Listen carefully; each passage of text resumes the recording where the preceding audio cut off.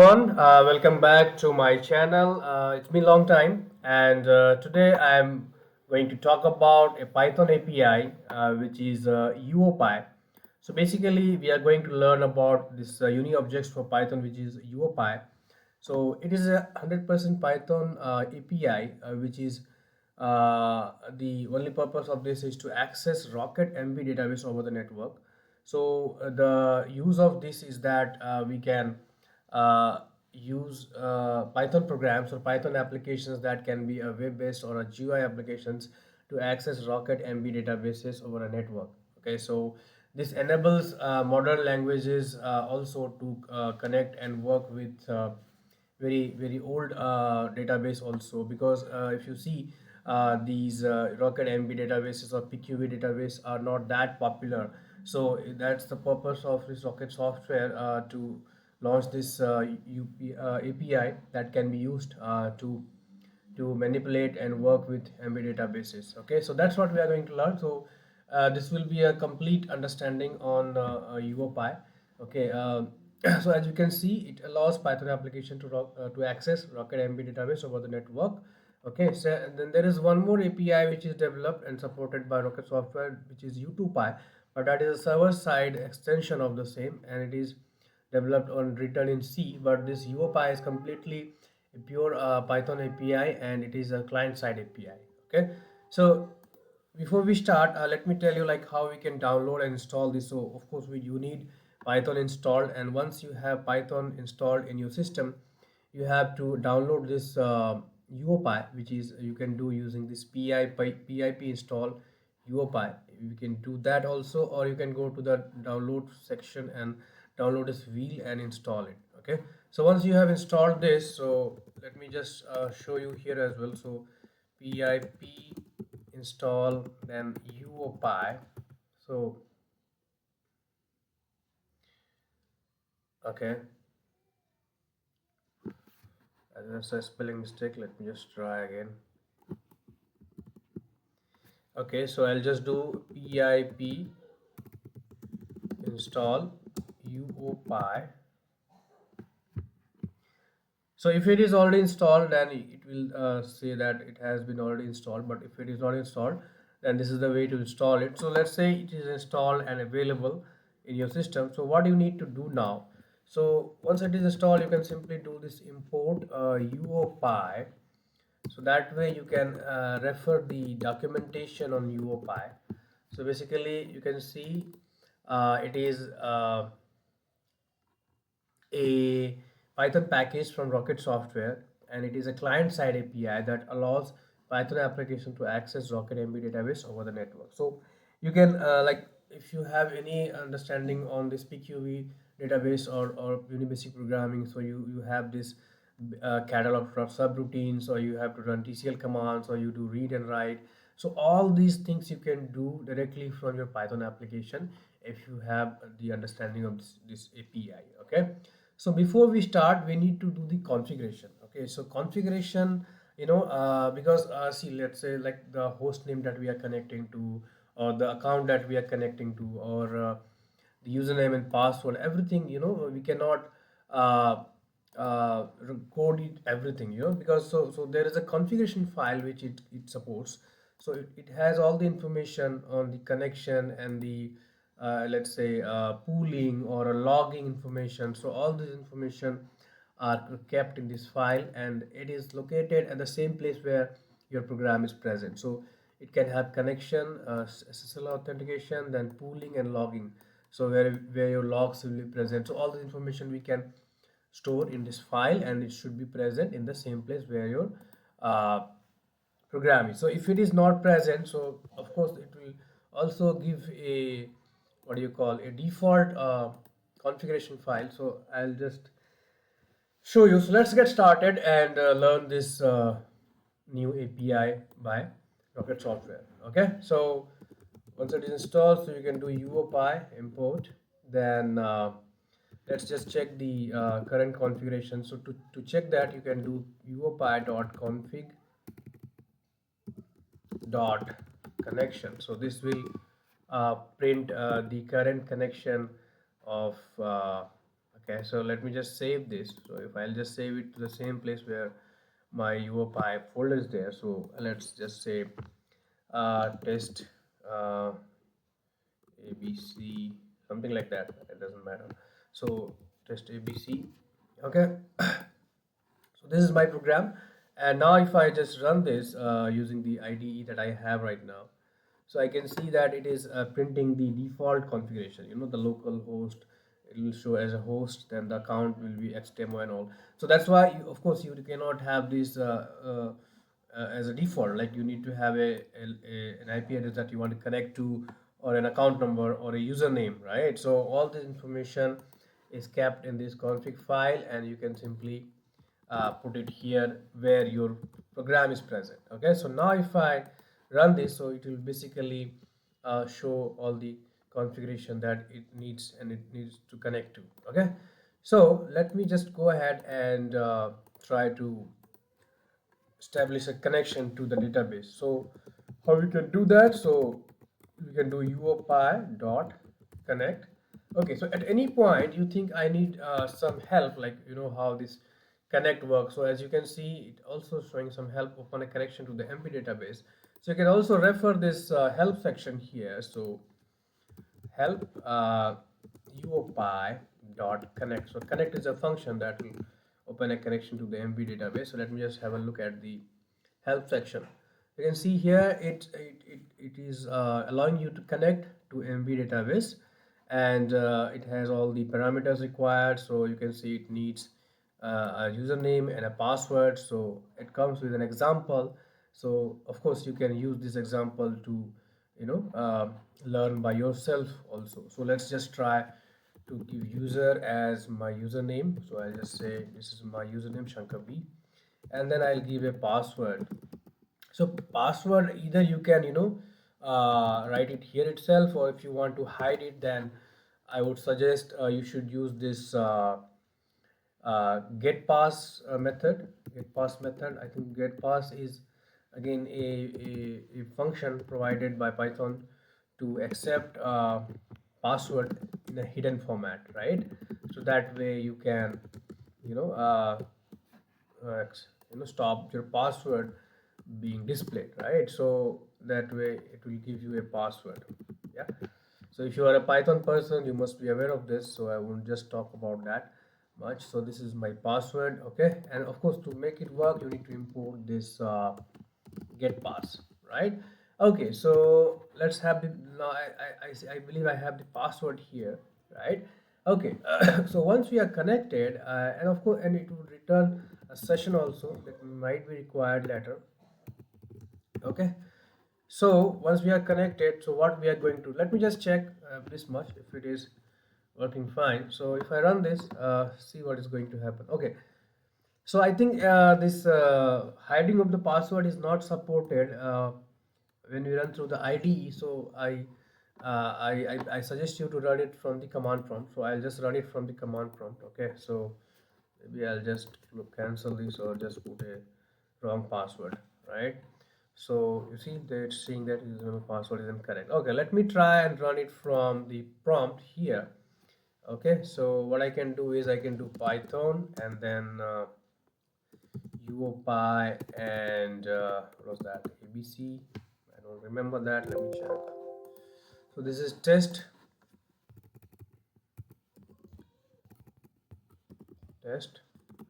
abc.py. So if I run this, you see it is printing this configuration which we can remove next time. So now if I'm just putting my password here, it's not being displayed. So now see it is able to connect. I guess there is no error. That means it is able to connect. Okay, so I'll just remove this, and then let me just try and go ahead. So okay, so my first step would be I want to run a command on the MV database from my Python application. So to do that, I have this class, command class. Of course, so that you can always refer the help section and get to know like what are the commands and all that you can run, right? So so this is the command class, and it accepts the command as a text input, right? So let's just enter this as a prompt input, like you can enter the command, right? So enter the command that you want to run, right? So this will be the command, and then this will return a command object, right? Command object. This will return a command object, and now what you have to do is you have to run this command. So cmd object dot run. So once you run this, it will give a status, and then it will give a response. Okay, so you can do print and then cmd object dot response. So it will have a response which basically contains the output of the command. Okay, so if we do pretty much this much, so I think you should be able to run the command and return the response. Okay, so let me try, and it may have some error, but let me try. I don't want to complicate the program at the first attempt itself, so we'll go step by step. Okay, so now if I go here and run this, so what is going to happen? Okay, so see, it is asking for the command. So let's say who is again one of the command in TCL. Okay, so who, so you can see it executed the command, and then that command gave a response, and that we printed that response. Okay, so I think that's pretty much it is working. Our program is working, and we are able to run a basic command on our MV server from the Python application. Okay, so let me make it a little bit better, and so that we can test it further and learn further on this. So I'll just make it run in a loop, so that you don't need to enter the commands again and again. So what I will do is and of course, once we get this command, and then if the command is equal to, let's say, q, or let's say uh, lowercase q, or it should be an exit way, right? So we're having this, that will break out, right? Okay, so if we do this much, so what's going to happen, right? So then let me just try this much. Okay, so if we do this, then it will continuously prompt for a command, right? So let's say who, and let's say what do you call, date is again a command, you can say. So it is working like a TCL prompt, like, so what is happening here? So from your Python application, you are using the UOPY API, and uh, it's behaving like you are working on the TCL prompt from a Python application. Okay, so again, you can run as many commands as you want. So let's say anything else, let's say, so if it's not there, so that will also show. Okay, so now there are three things, or like, let's say I want to highlight that. So when you run a command, so there are chances that it can have several status, like, so before that I will just show you. So you have to refer this help and then UOPY dot command, right? So I'll just show you like how we can uh, check and work on the status. So when a command is executed, it can have three status, like exec complete. Okay, so to check if your command is successfully executed, you have this exec complete. If the command is waiting for an input, then this is the status that it will return. Okay, so that we are going to make use of this, right? So let me just check. So what we can do is we can have a status here. So when you run the command, it will basically return a status. So if cmd object dot status is equal UOPY, which is a predefined variable. So we'll use this UOPY dot exec underscore reply. So basically we are checking if this command that we are executing expects an input. So if it is expecting an input, so what we are going to do, we are going to send a response, right? So now that response could be hard coded, or you can always pass it as a input from the user, right? So let's say input, enter your input, right? Okay, so this way you can pass the input to the command which expects an input. That's what the check we are doing here. Okay, so now basically we will check if any command that requires an input and how we can pass that input to them. Okay, so if I'm running this. So, like for example, the commands that do not expect any input, like date or who or anything which does not expect an input. So this is fine. So in that case, we don't have any problem.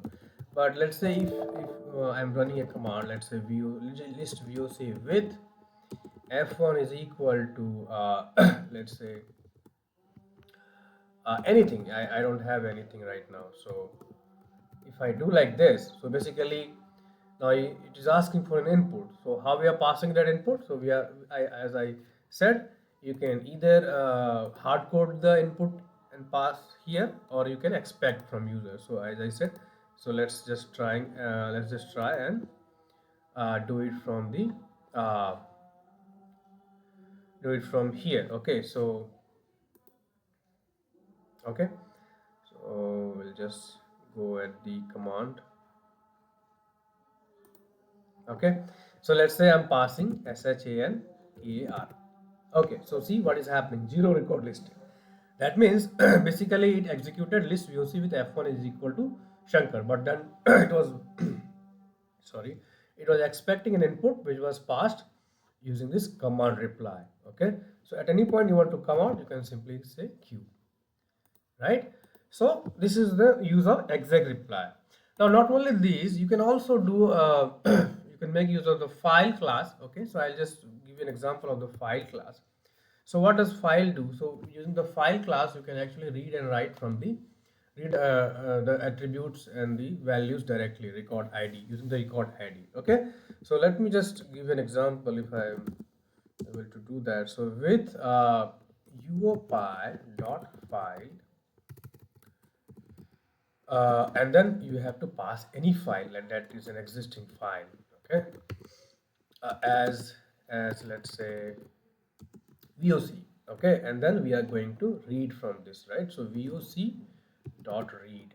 Okay, so this will read from this file. But now which record ID you want to read? So you can always pass a record ID, right? So let's say what do you call customer or anything which is there in your VOC.